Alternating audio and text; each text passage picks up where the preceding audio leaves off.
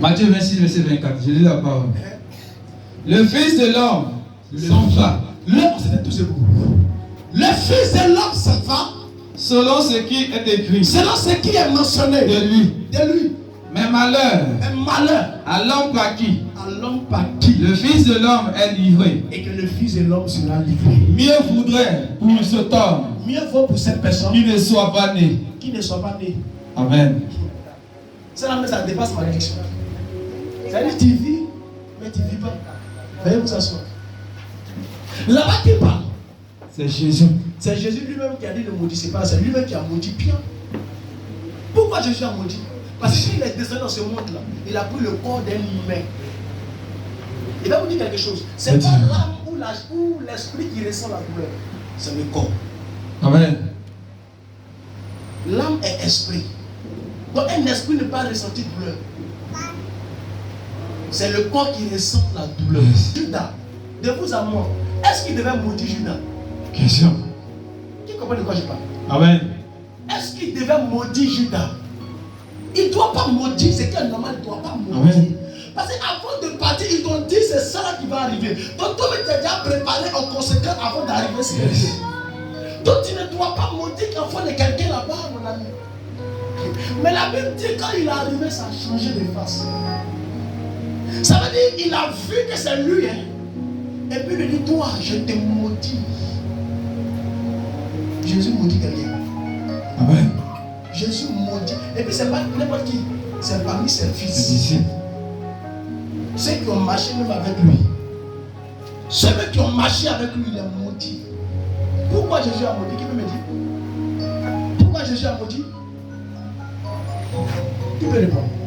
Pourquoi Jésus a maudit Judas? Il n'a pas maudit Pierre, puis il a maudit Judas. Jésus a trahi. C'est parce que? Il a trahi. C'est parce que Judas a trahi Jésus. Jésus a ressenti une force douleur. Amen. Donc je vais vous dire quelque chose.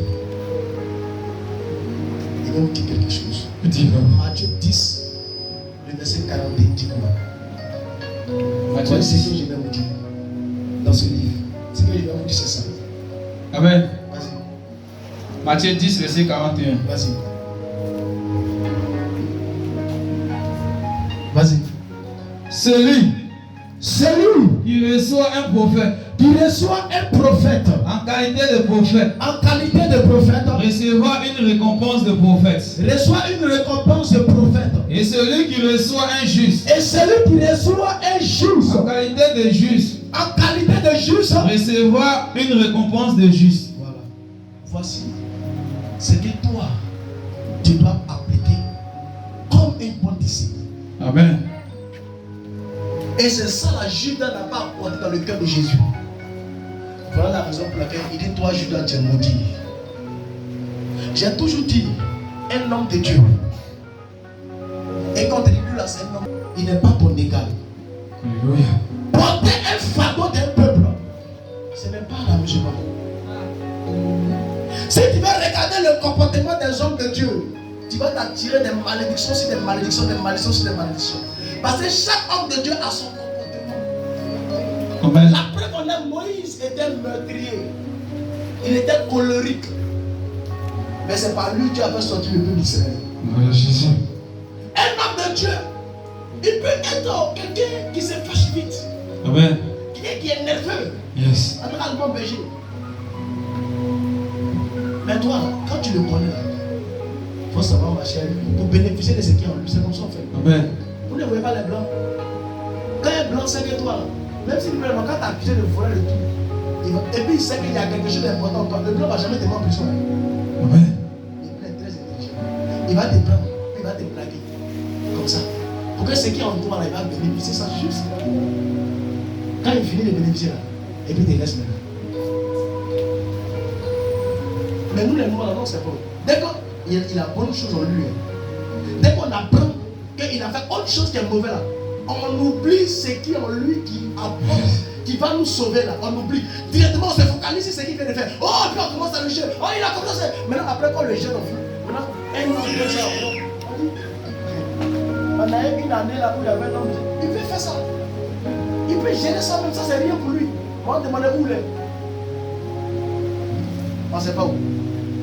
Attends, c'est les mêmes là qui l'ont humilié. Amen. C'est pourquoi quand Jésus est arrivé, il a regardé Jérusalem. Il dit Jérusalem, Jérusalem.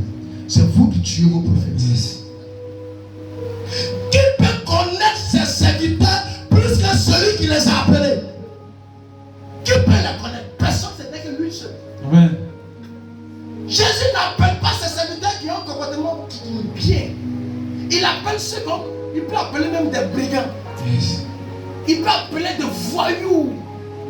Il peut appeler des adultères, des fornicateurs. Et il met son onction en eux. Amen. Parce que c'est en fonctionnant cela et que le monde sera converti. Alléluia. On dit tiens, lui là c'est un pasteur. Tiens que lui il a tué les gens dans la crise ici.